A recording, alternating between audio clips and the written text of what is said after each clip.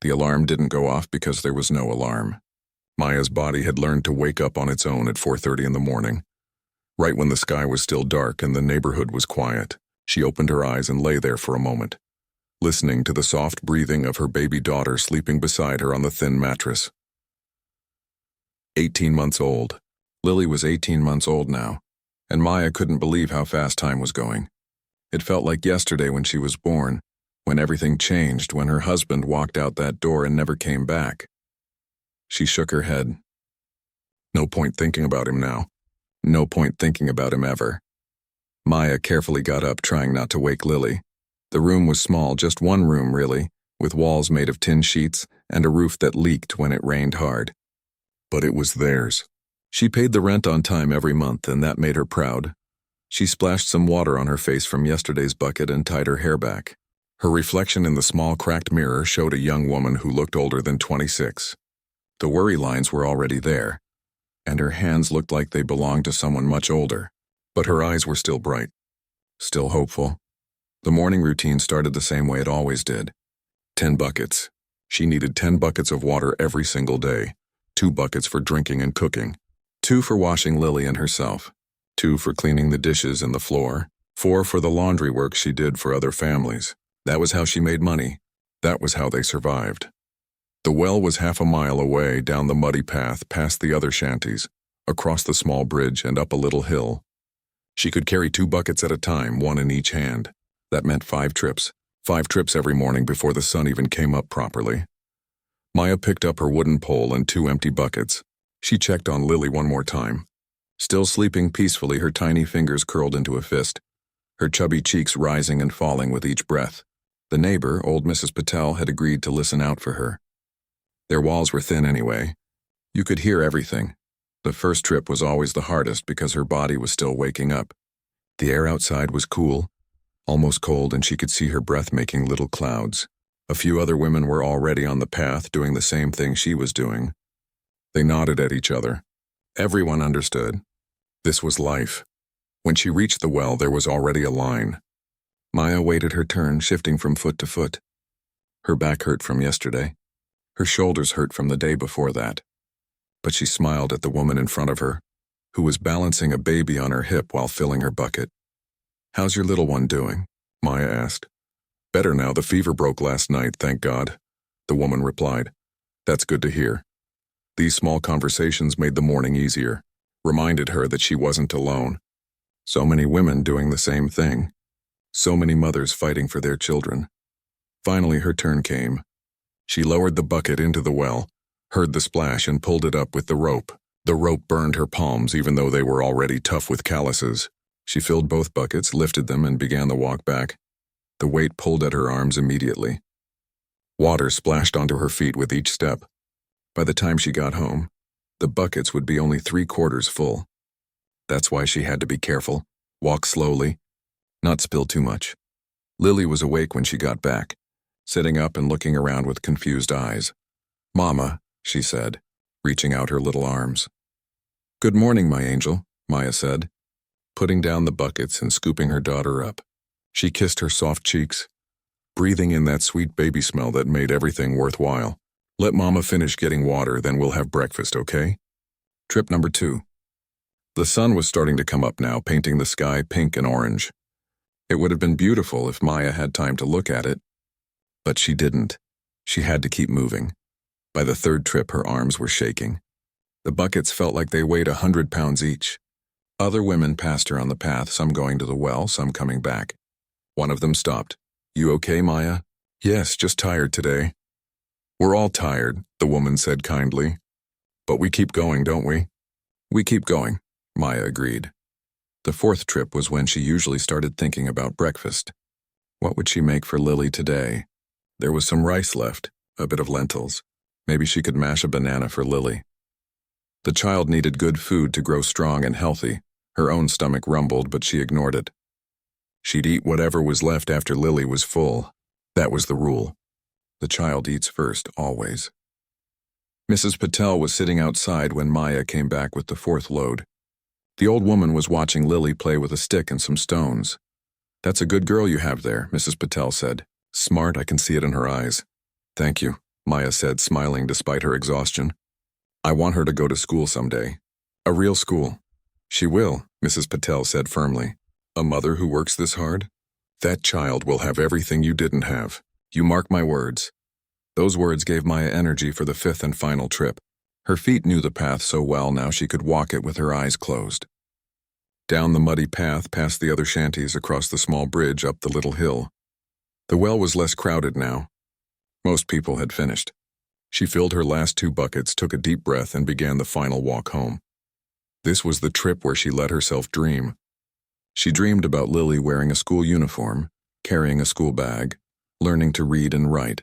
She dreamed about a house with a tap, where water just came out when you turned it on. She dreamed about not waking up with her back hurting, about her hands not bleeding sometimes from the rope and the work. But mostly, she dreamed about Lily's face when she grew up and realized everything her mother had done for her. That dream made every drop of spilled water, every aching muscle, every moment of exhaustion completely worth it. When she finally got home with the last 2 buckets, the sun was fully up. Lily was playing with Mrs. Patel, giggling at something. The sound of her daughter's laugh was the most beautiful sound in the world. All done? Mrs. Patel asked. All done, Maya confirmed, setting down the buckets. Now comes the real work, right? The old woman said with a knowing smile. She was right. Now Maya had to give Lily a bath, feed her breakfast, and then start on the laundry. She had 6 families' worth of clothes to wash today. That meant scrubbing for hours. Her hands in soapy water, her knuckles getting raw, her back bent over the washing stone. But first, breakfast. She scooped Lily up and went inside their little room. Hungry, baby? Hungry, Lily repeated, clapping her hands. As Maya mashed a banana and mixed it with a bit of rice, she looked at her daughter's face. Those bright eyes, that innocent smile, those chubby little hands reaching for the food. This child was her whole world. Her reason for waking up. Her reason for carrying those 10 buckets every single day. We're going to be okay, Maya whispered, feeding Lily a spoonful. Mama's going to make sure of it. You're going to have a good life. I promise. Lily just smiled with her mouth full, completely trusting, completely loved, and Maya meant every word of that promise, even if she had no idea how she was going to keep it. It was Tuesday, 3 weeks later, when everything changed. Maya didn't know it yet, but this was the day that would shift her entire life in a direction she never expected. The morning started like every other morning. 4:30 wake up, 10 buckets of water, feed Lily, start the laundry work. But by 10 in the morning, the sun was already burning hot. The kind of heat that made the air shimmer and turned the ground into a frying pan. Maya was on her 4th trip to the well. She'd run out of water faster than usual because she had extra laundry today. Mrs. Kapoor from the nice neighborhood had given her 3 more bundles of clothes. More work meant more money, and more money meant she could buy Lily some proper shoes. The child was walking everywhere now, and her little feet needed protection. The buckets were full and heavy. Maya lifted them, 1 in each hand, and started down the path. Her arms were already trembling. She'd been working since dawn, and her body was tired. But she pushed forward 1 step at a time. The path led past the main road before cutting back toward the shanty area. Maya usually avoided looking at the main road. Too many fancy cars, too many people going places she'd never go. It just made her feel worse about her situation. But today she had to cross it because the shortcut was flooded from yesterday's rain. She was halfway across when her foot caught on a broken piece of pavement. Everything happened so fast. She stumbled forward trying to catch her balance, but the weight of the buckets pulled her down. 1 bucket flew from her hand and crashed onto the road, water spreading everywhere like a small river. No, no, no, Maya gasped, falling to her knees. The water was soaking into the ground, disappearing, wasted. That was half a trip gone. She'd have to go back to the well again. She heard a car brake hard, tires screeching. Her heart jumped into her throat. She looked up and saw a big black car stop just a few feet away from her. Expensive, the kind of car she'd only seen in movies. The back door opened, and a man stepped out. He was tall, wearing a crisp white shirt and dark pants. Even his shoes looked like they cost more than her entire year's rent. He had the kind of face that appeared on magazine covers, strong features, serious. Eyes, short, neat hair. But what struck Maya most was the way he looked at her. Not with disgust or annoyance, but with something else. Concern, maybe. Or curiosity. Are you hurt? He asked, his voice deep and calm. Maya scrambled to her feet quickly, grabbing her remaining bucket. I'm fine, I'm sorry, I'm so sorry. She looked at the water on the road, her cheeks burning with shame. I didn't mean to, the pavement was broken and It's not your fault, he said firmly. He turned to the driver who had also gotten out. Ravi, help her with the bucket. No, that's not necessary, Maya said quickly, backing away. I can manage, really, I'm fine. But the man was staring at her now. Not at her face, but at her hands gripping the bucket. Her rough, calloused hands with cuts and old scars from the rope and the washing. Then his eyes moved to the bucket itself, and she saw something shift in his expression. Recognition, maybe. Or understanding. How far are you carrying this? He asked. Not far. Just down that path, Maya said, pointing toward the shanties. She wanted to leave. Standing here in her old, worn clothes with her messy hair and dirty feet, in front of this man who looked like he'd stepped out of a different world entirely, it made her feel small. That's at least 1/2 kilometer, he said. I'm used to it, Maya replied, lifting her chin. She had her pride. She might be poor, but she wasn't asking for pity. The man seemed about to say something else, but Maya didn't wait. She turned and walked away as fast as she could with her one bucket, leaving the spilled water behind. Her face was hot with embarrassment. Of all the places to fall, it had to be in front of someone like that. Someone who probably had servants to bring him water on silver trays. She glanced back once and saw him still standing there, watching her. His driver was saying something to him, but the man wasn't listening. He was just watching her walk away with that heavy bucket. Maya forced herself to look forward and keep moving. Forget about it, she told herself. You'll never see him again anyway. People like that don't come to neighborhoods like yours. But she was wrong. The next morning, Maya was at the well when she heard people talking excitedly. Did you see the cars yesterday? One woman was saying. Big fancy cars driving through here. They never come to this area. I heard they're looking at land, another woman replied. Someone wants to build something. Probably more houses for rich people. Maya filled her buckets and didn't think much about it.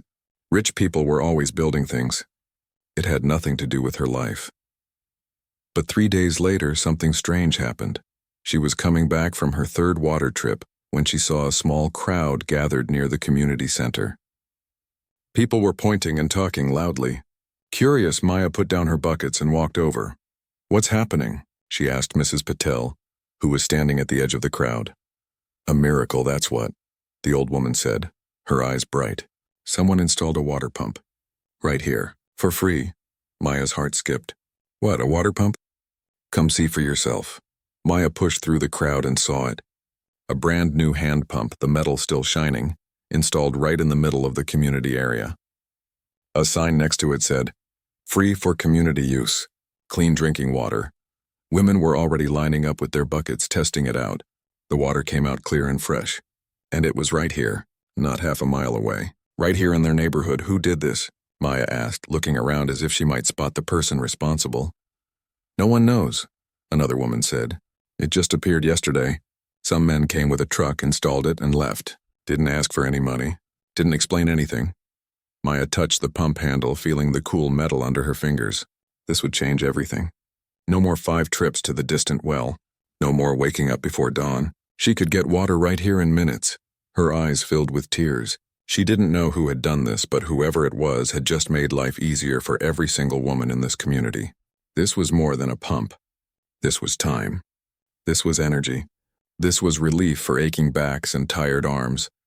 That evening, after Lily was asleep, Maya sat outside and looked at the pump in the moonlight. Other women were still coming to fill their buckets, their faces full of gratitude and disbelief. Someone saw us, Mrs. Patel said, sitting down beside Maya. Someone noticed our struggle and decided to do something about it. But why? Maya wondered aloud. Why would anyone care about people like us? Maybe they have a good heart, the old woman said. Or maybe they remember what it's like to struggle. Either way, it's a blessing. Maya nodded, but something nagged at her mind. She kept thinking about that man on the road. The way he'd looked at her bucket. The way he'd asked how far she was carrying it. The way he'd watched her walk away. No, she told herself. That's crazy. People like that don't care about people like us. This was probably some government scheme or a charity organization. It had nothing to do with one random encounter on the road. Still, she couldn't shake the feeling that something had shifted. The universe had noticed her somehow, and things were beginning to change. The next morning, Maya used the new pump for the first time. It took her 15 minutes to fill all 10 buckets instead of 2 hours. 15 minutes. She almost didn't know what to do with all the extra time. She decided to spend it with Lily. They sat outside in the morning sun, and Maya sang old songs her mother used to sing to her. Lily clapped and giggled, and for the first time in a long time, Maya didn't feel rushed. Didn't feel like every second had to be productive. Didn't feel exhausted before the day even really started. Life might get better for us, baby, she whispered to Lily, kissing her forehead.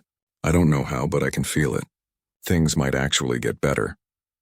What Maya didn't know was that at that very moment the man from the black car was sitting in his office across the city, looking at a report his assistant had prepared. A report about a young woman carrying water buckets, a single mother doing laundry work, a person named Maya who was raising her daughter alone with nothing but determination and love, and he was making plans that would change both their lives forever. 2 weeks after the water pump appeared, Maya found an envelope stuck in her door. It was plain white, no name on it, no return address, just her door number written in neat handwriting. She looked around, but the narrow lane was empty. Everyone was either at work or inside escaping the afternoon heat. Lily was napping, so Maya sat down on the doorstep and carefully opened the envelope. Inside was money. More money than she'd seen in months. Her hands started shaking as she counted it. Enough to cover 3 months of rent. Enough to buy food for weeks. Enough to get Lily those shoes and maybe even a few new clothes. There was also a small note on plain paper. For Lily's future, you're doing an amazing job.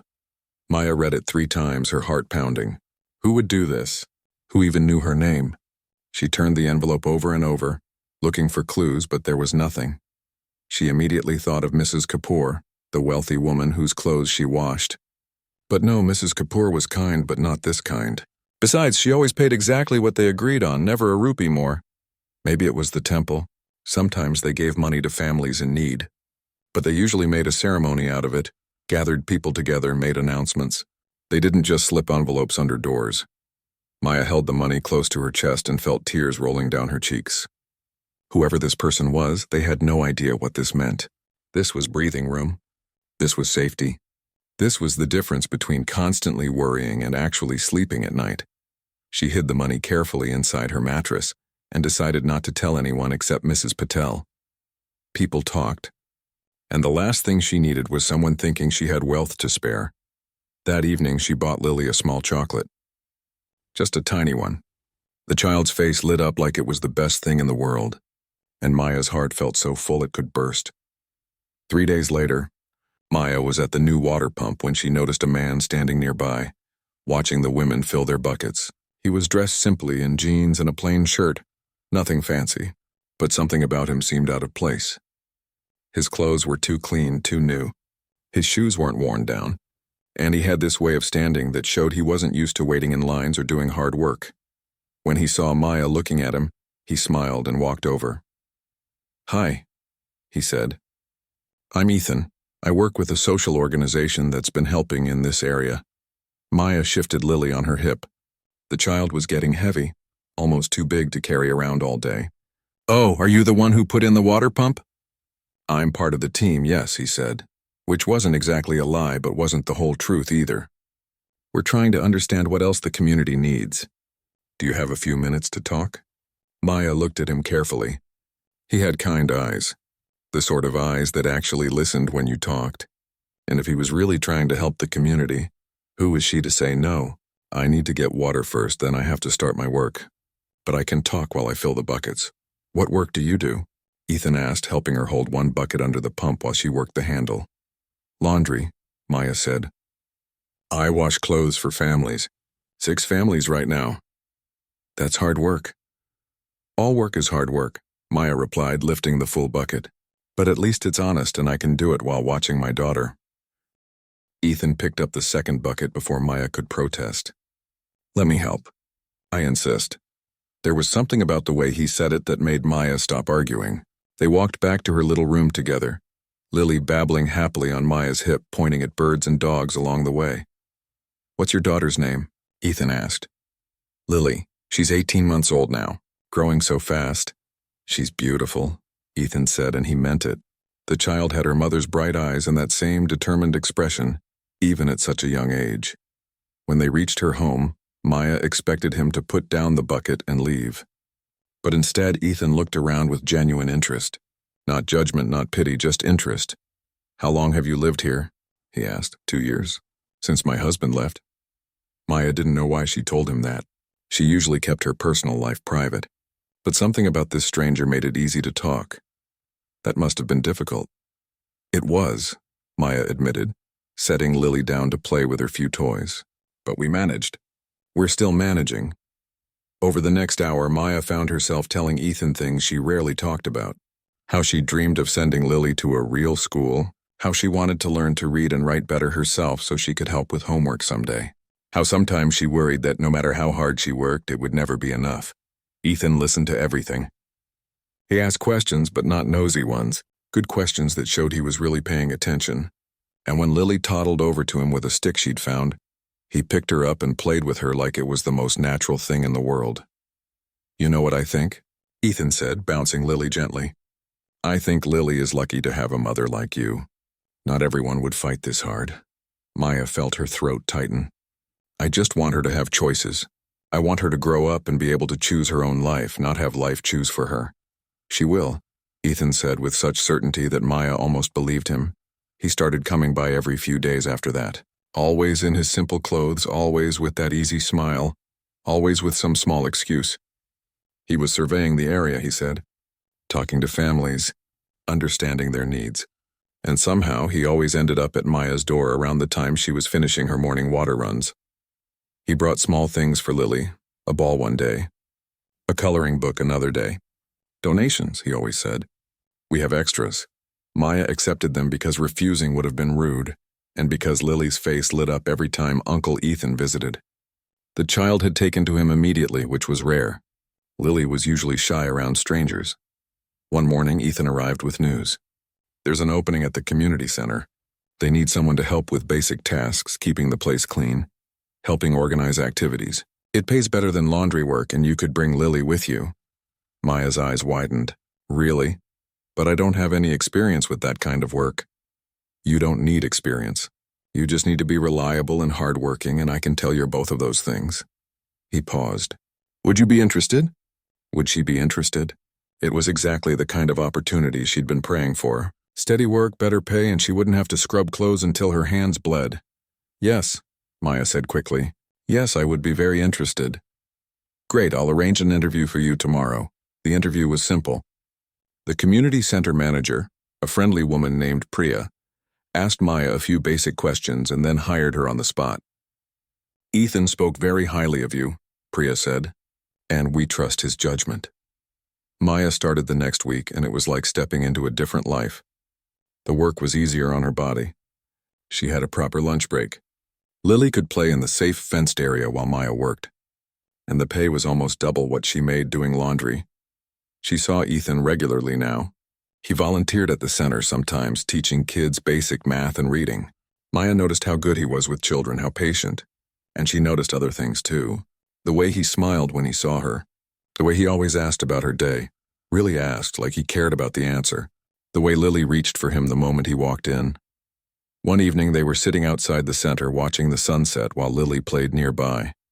The sky was painted orange and pink, and for once Maya felt peaceful. "Can I ask you something?" Maya said quietly. "Of course. Why are you really here? I mean, really. You don't seem like other social workers I've met." Ethan was quiet for a long moment. "My mother raised me alone," he finally said. "It was just the two of us for a long time. She worked 3 jobs to keep us fed and housed. I watched her struggle every single day." He looked at Maya. "When I see you carrying those buckets, taking care of Lily, fighting so hard, I see her, and I think if someone had helped her, really helped her, maybe she wouldn't have worked herself to death before she could see me succeed." Maya's heart ached at the pain in his voice. "I'm sorry about your mother." "Me too." He smiled, but it was sad. "But she taught me something important. She taught me that the strongest people are often the ones carrying the heaviest loads, and that if you have the ability to lighten someone's load even a little bit, you should do it." Maya didn't know what to say to that, so she just reached over and squeezed his hand, a simple gesture of understanding. What she didn't know was that Ethan wasn't just a social worker. What she didn't know was that the community center they were sitting in front of, he owned it. That the job she'd been given, he'd created it specifically for her. That every good thing that had happened in the past month, the water pump, the money, the opportunity, all of it had come from him. And what Ethan didn't know was that he was already falling in love with this woman who carried water buckets and raised her daughter with nothing but hope and determination, but they would both find out soon enough. And when they did, everything would change.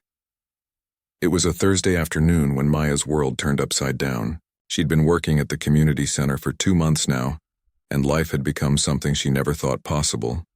Comfortable, not easy, but manageable. She could pay her bills, feed Lily proper meals, even save a little money each month. And then there was Ethan. He'd become part of her daily life, part of Lily's life too. The child called him uncle now and ran to him every time he visited. Maya found herself looking forward to seeing him, found herself thinking about him when he wasn't around, found herself noticing little things. The way he laughed, the way he was so gentle with Lily, the way he looked at her sometimes like she was someone special.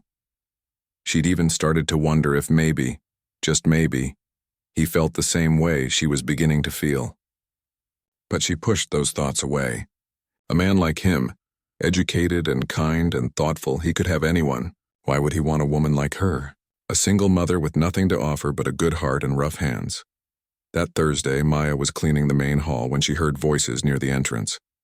One of them was Mrs. Sharma, a woman from the neighborhood who loved to gossip. Maya didn't mean to eavesdrop, but Mrs. Sharma's voice carried across the room. "Did you see the newspaper today?" Mrs. Sharma was saying to another woman. "That billionaire, Ethan Cross, he's opening another charity center in the city. Says he wants to help poor communities." Maya's hand froze mid-wipe on the table. Ethan Cross, that name sounded familiar, but she couldn't place it.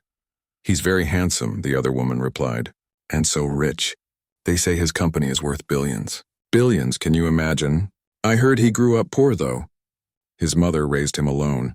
Maybe that's why he cares about people like us." Maya felt something cold settle in her stomach. Grew up poor. Mother raised him alone. No, it couldn't be. "Show me the newspaper," Maya said, walking over before she could stop herself. Mrs. Sharma looked surprised but handed over the paper. "It's on page 3. Maya's hands trembled as she turned to page 3. And there he was, her Ethan. Except he was wearing an expensive suit standing in front of a huge building, shaking hands with important-looking people. The headline read, "Billionaire CEO Ethan Cross announces new community development initiative." The room started spinning. Maya had to sit down on the nearest chair. She read the article 3 times, each word feeling like a punch to her chest. Ethan Cross, CEO of Cross Industries, one of the youngest billionaires in the country, real estate mogul, philanthropist. And right there in the second paragraph, it mentioned his foundation had recently installed water facilities and community centers in underdeveloped areas. Her water pump. Her job, everything. "Maya, are you okay? You look pale," Mrs. Sharma said, leaning closer. "I'm fine," Maya managed to say, but she wasn't fine. She felt sick. She felt stupid. She felt like the world's biggest fool all this time. All this time he'd been lying to her. Playing some kind of game. Was this entertaining for him? Coming down to the slums, pretending to be a simple social worker, watching poor people be grateful for his charity. And the worst part, the absolute worst part, was that she'd started to trust him, to care about him, to imagine that maybe they could be something more than friends. How pathetic she must have seemed to him. A poor laundry woman with dreams too big for her situation. Maya finished her shift in a daze. She kept expecting Ethan to show up like he usually did around this time, but he didn't. Maybe that was for the best. She didn't know what she would say to him. Didn't know if she'd yell or cry or just walk away. When she got home with Lily, Mrs. Patel was waiting outside looking excited. "Maya, you'll never believe what I just heard. That nice young man who's been helping around here, Ethan, he's actually a billionaire. Can you imagine? A billionaire has been walking around our neighborhood like a regular person." "I know," Maya said quietly. "I saw the newspaper. Isn't it wonderful? He's so humble, pretending to be a regular social worker. That's real goodness right there." Maya wanted to scream that it wasn't goodness, it was deception, but she just nodded and went inside. She gave Lily dinner, gave her a bath, put her to bed. All through her normal routine, her mind was racing. Angry thoughts. Hurt thoughts. Confused thoughts. Why did he lie? What was the point? Was he laughing at her this whole time? She was sitting outside after Lily fell asleep, staring at nothing, when she heard footsteps. She knew those footsteps. She'd heard them dozens of times over the past 2 months. She didn't look up. Maya. Ethan's voice was soft, hesitant. Can we talk? I don't think there's anything to talk about, Maya said, still not looking at him. If she looked at him, she might cry, and she refused to cry in front of him. Please, let me explain. Explain what? Now she did look up, and she couldn't keep the anger out of her voice. Explain how you lied to me? How you pretended to be someone you're not? How you made me feel like a charity case? Ethan sat down on the ground in front of her, right there in the dirt in his expensive clothes. I never meant to make you feel that way. I never meant to hurt you, but you did lie. About everything. About who you are, what you do, why you're here. Maya's voice cracked. I told you things. Personal things. I trusted you. And all this time you were just some rich man playing pretend. It wasn't like that, Ethan said urgently. Maya, please let me explain from the beginning. I don't want to hear it. I'm going to tell you anyway. He took a deep breath. That day on the road when you fell and spilled the water, when I saw you pick yourself up and keep going with that heavy bucket, something in me broke open. You reminded me so much of my mother, and I asked my assistant to find out about you. Maya felt her anger flare again. You had someone investigate me? Like I'm some kind of project? No, not like that. I wanted to know if you needed help. And when I found out you were raising Lily alone, doing laundry work, carrying water for miles every day, I just wanted to do something. The water pump, that was me trying to help. You should have just helped and stayed away, Maya said. You didn't need to come here and become part of our lives. You're right, I didn't need to, Ethan admitted. But I wanted to. After I installed the pump, I couldn't stop thinking about you. I wanted to make sure you were okay. So I came back and I met you properly, and Maya, you have to believe me. Everything after that was real. How can I believe anything you say? You lied about your name, your job, everything. I didn't lie about my name. I am Ethan. And I did work with the social organization because I own it. I just didn't tell you the whole truth, and I know that was wrong. He moved closer. But every conversation we had, every moment we spent together, that was real. My feelings, they're real. Maya looked at him sharply. What feelings? Ethan met her eyes. I'm in love with you, Maya. I think I started falling for you that first day on the road, and every day since then I've fallen harder. The way you love Lily, the way you work so hard, the way you never complain or give up, the way you find joy in small things. You're the strongest, most beautiful person I've ever met. Maya's heart was pounding so hard she could hear it in her ears. You can't just say things like that. Why not? It's true. Because we're from different worlds, Maya said, her voice breaking. You're a billionaire. I'm nobody. I live in a tin shack. I wash clothes for a living. What are you really doing here, Ethan? What do you want from me? I want you to give me a chance, Ethan said simply. I want to be in your life, in Lily's life. Not as some rich man doing charity, just as me, as Ethan. The person who thinks about you all day. The person who lights up when he sees you. The person who wants to make you smile. This is crazy, Maya whispered. People will talk. They'll say I'm using you for money. They'll say you're crazy for being with someone like me. Let them talk. I don't care what people think. Well, I care. Maya stood up, wrapping her arms around herself. I care because I've worked so hard to keep my dignity. To not be pitied. To stand on my own. And now what? I'm supposed to be with someone who had me investigated? Who lied about who he was? Who saw me at my lowest and decided I needed saving? I never saw you at your lowest, Ethan said, standing too. I saw you at your strongest. And I didn't decide you needed saving. You don't need saving, Maya. You're already saving yourself. I just wanted to walk beside you while you did it. Maya felt tears streaming down her face now. I don't know what to think. I don't know what to feel. Everything is so confusing. Then take time, Ethan said gently. Take all the time you need. I'll wait. I'll stay away if that's what you want. But Maya, please know this. I'm not here because I feel sorry for you. I'm here because you make me want to be a better person. You make me remember why I started doing this work in the first place. You make me feel like maybe I deserve to be happy too. He reached into his pocket and pulled out a business card. He placed it on the step beside her. That's my real number. My personal number. If you want to talk, call me. If you want me to leave you alone, don't call, and I'll respect that. But please don't give up your job at the center. You earned that position. It's yours regardless of what happens between us." Then he turned and walked away, his footsteps fading into the night. Maya stood there for a long time, the business card sitting beside her like a question she didn't know how to answer. Inside, Lily made a small sound in her sleep, and Maya went to check on her. Her daughter was dreaming, a little smile on her face, completely unaware that her mother's world had just been turned inside out. Maya lay down next to Lily and stared at the ceiling. Her heart was a war between anger and something else, something that felt dangerously close to hope. 3 months passed, and Maya never called the number on that business card. She kept it, though, tucked inside her old notebook, hidden where she wouldn't see it every day but couldn't lose it either. Ethan kept his word. He stayed away. Sometimes Maya would hear people at the community center mention him. Mr. Cross approved a new playground. Mr. Cross is funding scholarships for kids. But he never came by anymore. Never showed up at closing time. Never brought little gifts for Lily, and Lily noticed. "Where Uncle Ethan?" she would ask, her little face confused. "Uncle Ethan come back?"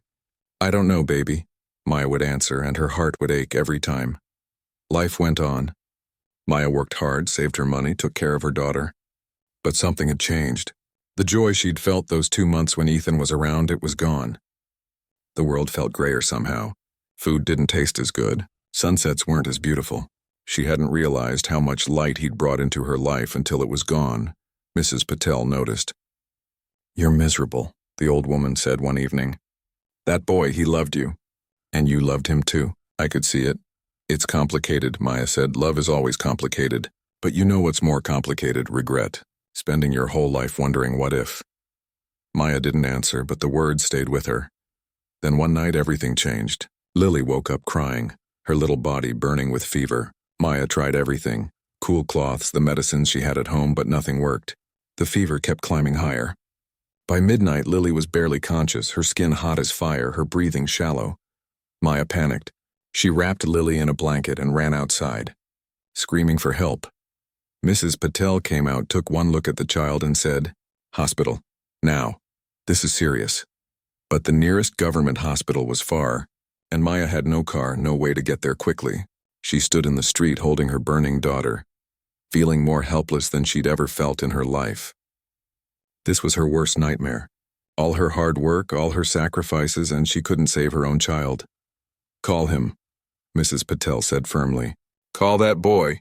He'll help." "I can't. I told him to stay away." "Your pride or your daughter's life, Maya? Choose." Maya's hands were shaking as she ran back inside and dug out that business card. She dialed the number, her heart hammering, tears streaming down her face. It rang once, twice. What if he didn't answer? What if he was angry at her for calling after all this time? "Maya?" Ethan's voice came through, alert despite it being past midnight. "Is that you?" "It's Lily," Maya sobbed. "She's burning up. The fever won't break. I don't know what to do. I need help, please. Where are you?" "Home. I'm at home." "I'm coming. Hold on. I'm coming right now." 12 minutes later, and Maya counted every single second, a car pulled up. Ethan jumped out, still in pajama pants and a t-shirt, his hair messy like he'd just been sleeping. He ran to Maya and took Lily from her arms. "My car's faster," he said. "Come on." They rushed to the hospital, Ethan driving like speed limits didn't exist, while Maya sat in the back holding Lily, praying harder than she'd ever prayed in her life. At the hospital, Ethan didn't wait in lines. He carried Lily straight to the emergency room, and suddenly doctors were everywhere. Nurses moving quickly, machines beeping. "Severe dehydration and infection," a doctor said. "You got her here just in time." Another hour and it could have been very bad. Maya's knees gave out. Ethan caught her, held her up, held her while she cried into his chest. They put Lily on IV fluids and antibiotics. The doctor said she'd need to stay for a few days for monitoring. Maya never left her daughter's side, sitting in the chair next to the hospital bed, holding Lily's small hand. And Ethan never left either. He stayed in that hospital room for 3 days straight. He brought Maya food when she forgot to eat. He held Lily when the nurses needed to check her temperature. He made phone calls to make sure Maya's job was safe, that her rent would be paid, that everything was taken care of. On the second day, when Lily was sleeping peacefully and the fever had finally broken, Maya looked at Ethan. Really looked at him. He was sitting in an uncomfortable plastic chair, exhausted, unshaven, wearing the same clothes he'd arrived in. A billionaire CEO looking like he'd been through a war, and all because she'd called for help. "Thank you," Maya whispered. "I don't know what I would have done without you." "You don't have to thank me," Ethan said. "There's nowhere else I would want to be." "I'm sorry," Maya said, her voice breaking. "I'm sorry I pushed you away. I'm sorry I was too proud and too scared to see what was right in front of me." Ethan reached over and took her hand. "You weren't wrong to be angry. I should have told you the truth from the beginning. I was afraid that if you knew who I really was, you'd never let me get close. You'd see the money and the status instead of just seeing me." "I do see you," Maya said. "I see someone who came running in the middle of the night. Someone who's been sitting in this uncomfortable chair for 2 days because he cares. Someone who loves my daughter almost as much as I do. That's who I see. Not the billionaire. Just Ethan, just you." A tear rolled down Ethan's cheek. "That's all I've ever wanted. To just be me with you. I love you," Maya said, the words tumbling out before she could stop them. "I think I've loved you for a long time. I was just too afraid to admit it." Ethan leaned forward and kissed her forehead gently. "I love you too. Both of you. I want to be part of your lives if you'll let me. Not as someone who fixes things or gives charity, just as someone who loves you." "What will people say?" Maya asked.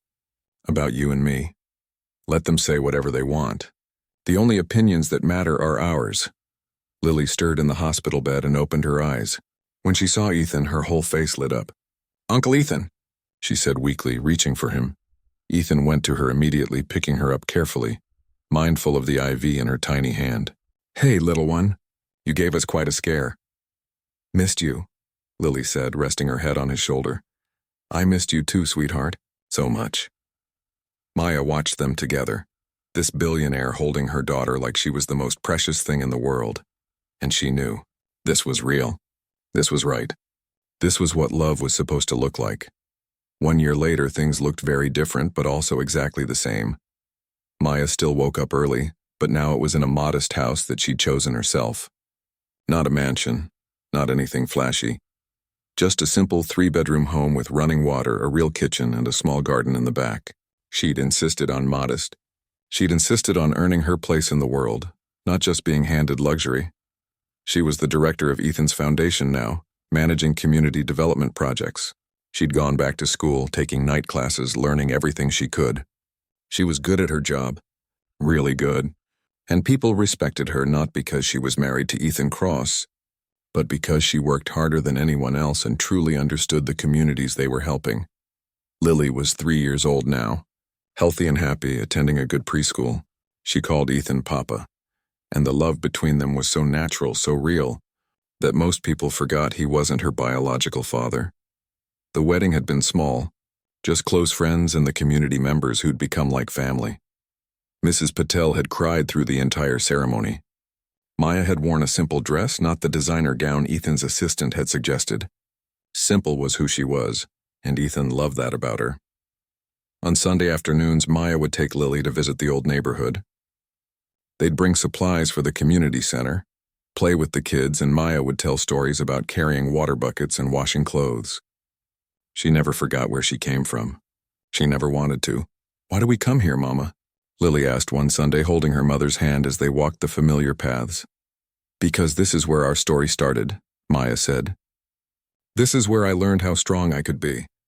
This is where I learned that love can find you even in the hardest places." That evening, back at home, Maya stood in her garden planting tomatoes while Ethan played with Lily in the grass. The sun was setting, painting the sky in shades of orange and pink, and Maya felt something she never thought she'd feel. Complete peace. "Hey," Ethan called out, walking over with Lily on his shoulders. "What are you thinking about?" Maya smiled. "I'm thinking about water buckets." "Water buckets?" "If I hadn't been carrying those buckets that day, if I hadn't stumbled, if you hadn't stopped your car, none of this would have happened. It's funny how the hardest moment of my life led me to the best thing that ever happened to me." Ethan put Lily down and wrapped his arms around Maya. "You know what I think? I think we would have found each other anyway. Maybe not that day, maybe not that way, but somehow. Because some people are meant to be together. You really believe that? I really do, Lily tugged on Maya's sleeve. Mama, tell me the bucket story again. Maya laughed and picked up her daughter. Again, I just told you yesterday. But I love that story. Tell me how Papa saved us. Papa didn't save us, Maya corrected gently. We saved each other. That's how real love works. And as the three of them walked inside their simple, happy home, Maya sent up a silent thank you to the universe. Thank you for the struggles that made her strong. Thank you for the water buckets that led her to love. Thank you for the beautiful life that came from refusing to give up. She'd carried those 10 buckets every day, one heavy step at a time, never knowing where the path would lead. But it had led her here. To love, to family, to a life beyond her wildest dreams. And she wouldn't change a single step of the journey, because every step had been necessary to bring her home.